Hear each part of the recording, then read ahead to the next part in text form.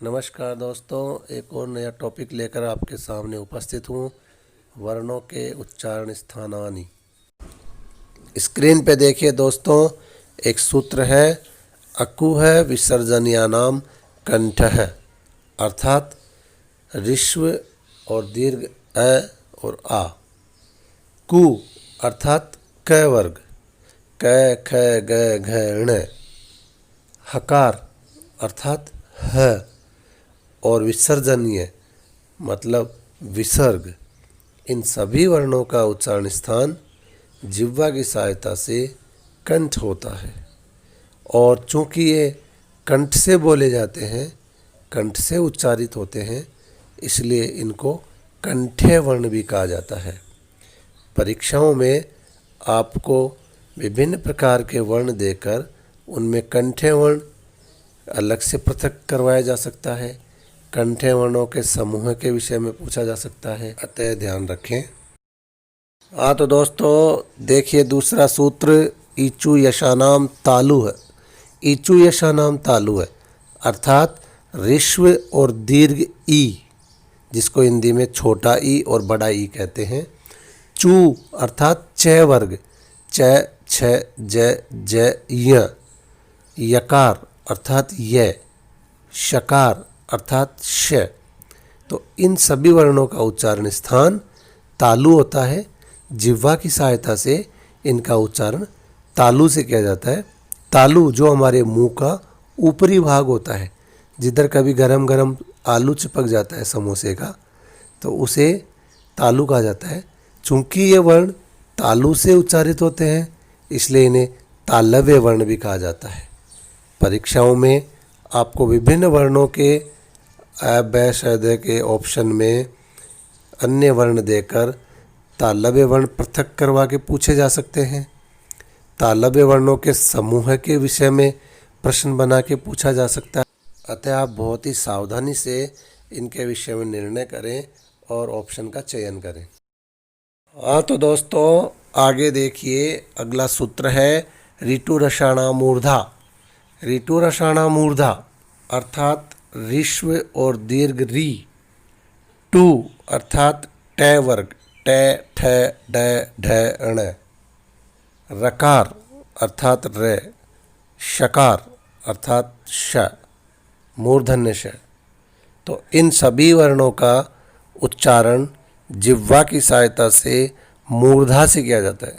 मूर्धा जो हमारे मुंह का पूरा खोखला भाग है, उसे मूर्धा कहा जाता है। इसलिए इन सभी वर्णों का उच्चारण मूर्धा से होता है। चूँकि ये मूर्धा से उच्चारित होते हैं, इसलिए इन्हें मूर्धन्य वर्ण भी कहा जाता है। परीक्षाओं में इनसे संबंधित प्रश्न भी आपको पूछे जा सकते हैं। विभिन्न समूहों के माध्यम से पृथक करा करके इस प्रकार आप भली भांति बहुत ही संयम से इनका चयन करें। हाँ तो दोस्तों देखिए, अगला सूत्र है लितुलसानाम दंता।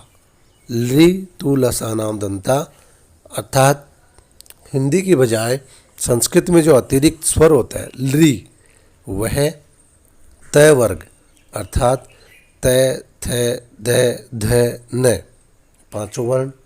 लकार ल और सकार अर्थात स, इन सभी वर्णों का उच्चारण जिह्वा की सहायता से दंता से किया जाता है। क्योंकि इनका उच्चारण स्थान दंतों के माध्यम से होता है, इसलिए इन्हें दंते वर्ण भी कहा जाता है।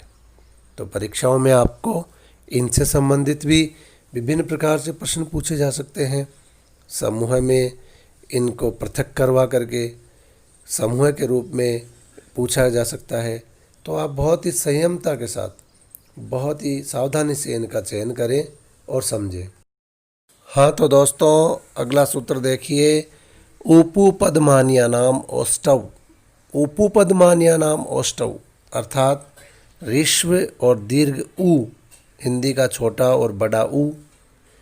पु अर्थात प वर्ग, प फ ब भ म, ये पांचों वर्ण।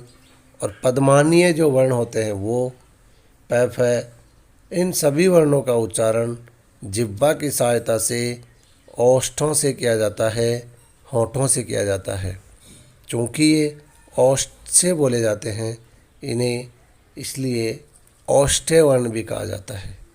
परीक्षाओं में इनसे संबंधित पूछे जाने वाले प्रश्नों को बहुत ही संयम के साथ आप उनको देखें, समझें और चयन करें। कोई मुश्किल कार्य नहीं है। हाँ तो दोस्तों देखिए, अगला सूत्र है यम गणनानाम नासिका च। यम गणनानाम नासिका च अर्थात य म ग ण न। ये जो प्रत्येक वर्ग के पांचों वर्ण हैं, प्रत्येक वर्ग अर्थात कु चु टू तु पु क च ट त प, ये जो पांचों वर्ग हैं जिनके पांचों वर्णों के 25 वर्णों को स्पर्श व्यंजन कहा जाता है, तो ये जो प्रत्येक वर्ग के पांचवें वर्ण हैं यम गणनम, इनका उच्चारण नासिका से किया जाता है। जिह्वा की सहायता से नासिका से चूंकि इनका उच्चारण होता है, इसलिए इन्हें नासिक्य वर्ण भी कहा जाता है। यहाँ ध्यान देने की बात है, आगे हम सूत्र में पढ़ेंगे कि किस प्रकार ये पांचों वर्ण अनुस्वार में बदलकर भी अपना एक उच्चारण स्थान निश्चित करते हैं, तो इसे आप ध्यान से समझें। हाँ तो दोस्तों देखिए, अगला सूत्र है एदेई तो है कंठ तालु। एदेई तो कंठ तालु अर्थात ए और ऐ, ये जो दो संयुक्त स्वर हैं, इन दोनों का जिह्वा के सहायता से सदैव उच्चारण होगा कंठ तालु से। आप यहाँ देखें कि कंठ और तालु दो पृथक पृथक स्थान यहाँ एक हो गए। इसको आप थोड़ा समझें। आप देखते हैं गुण संधि में कि ए का निर्माण किससे होता है, ए का जो विकार निकल के आता है वो कहाँ से आता है। आप नीचे स्क्रीन पे देखिए, ए या आ के साथ जब ई या ई जोड़ा जाता है तो ए बनता है। तो ए चूँकि दो संयुक्त स्वरों से बना है, ए और ई से, तो ए का उच्चारण होता है अक्कू है, विसर्जन या नाम कंठ है, और ई का उच्चारण होता है ईचू यशा नाम तालु। तो जब दोनों स्वर एक होकर एक नए विकार में निकल के आए ए, तो स्वाभाविक रूप से इसका उच्चारण कहाँ से होगा, कंठ तालु से। इस प्रकार इस अंतर को हम समझ सकते हैं सरल करके, और इस सूत्र को भली भांति जान सकते हैं। अगला सूत्र देखिए, औदौतो कंठोष्टम। औदौतो कंठोष्टम अर्थात ओ और औ, ये जो दो संयुक्त स्वर हैं, इनका उच्चारण कंठोष्ठ से होगा। फिर यहाँ देखिए, कंठ और औष्ठ दो अलग अलग स्थान एक हो गए हैं। इसके पीछे जो छुपा हुआ कारण देखें कि गुण संधि के अंतर्गत ही हम देखते हैं कि ए या आ के साथ ऊ या ऊ, ऋस्व या दीर्घ ऊ जब जोड़ा जाता है ए या आ के साथ, तो एक नया विकार निकल के आता है ओ। तो ओ जो नया विकार निकल के आया, उसको आप देखिए, ए का स्थान कंठ होता है, और ऊ का स्थान ऊपू पद्मान्या नाम औष्ठव। तो इस प्रकार देखें, ए का उच्चारण कंठ होता है और ऊ का स्थान ओष्ठ होता है। तो जब दोनों एक हो गए तो दोनों का स्थान स्वाभाविक रूप से कहाँ से होगा, कंठोष्ठ से। इस प्रकार इस अंतर को हम समझ सकते हैं। अगला सूत्र देखिए, नासिका अनुस्वारस्य च। नासिका अनुस्वारस्य च, स्पष्ट हो रहा है अनुस्वार का उच्चारण नासिका से होता है। जैसा कि मैंने पूर्व सूत्र में बताया कि यम गणनम, य म ग ण न म, जो ये प्रत्येक वर्ग के पांचों पंचम वर्ण होते हैं, ये अनुस्वार व्यंजन हल संधि के चलते सब अनुस्वार में परिवर्तित हो जाते हैं। तो अनुस्वार का उच्चारण नासिका से होगा, नासिका से इनका उच्चारण किया जाना होता है। इस प्रकार अनुस्वार का उच्चारण नासिका से होता है, तो इसको नासिक्य वर्ण भी कहा जाता है। यहाँ एक और बात मैं स्पष्ट कर दूं कि जो प्रत्येक वर्ग के पंचम वर्ण होते हैं, य म ग ण न म, इनका उच्चारण अपने वर्ग के साथ भी उस स्थान से होता है और नासिका से भी किया जाता है। अगला सूत्र देखिए दोस्तों, वकारस्य दंतोष्टम।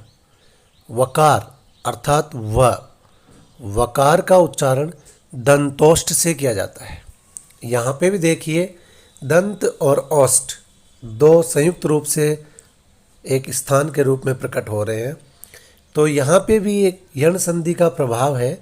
यण संधि में आप देखते हैं है ना, इको यणची कि जो वह होता है वो वह ऊ में बदल जाता है, ऊ वह में बदल जाता है, वह ऊ में बदल जाता है।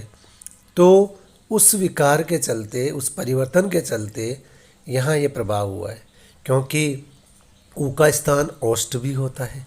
इसलिए इस नियम को हम अच्छे से समझ सकते हैं।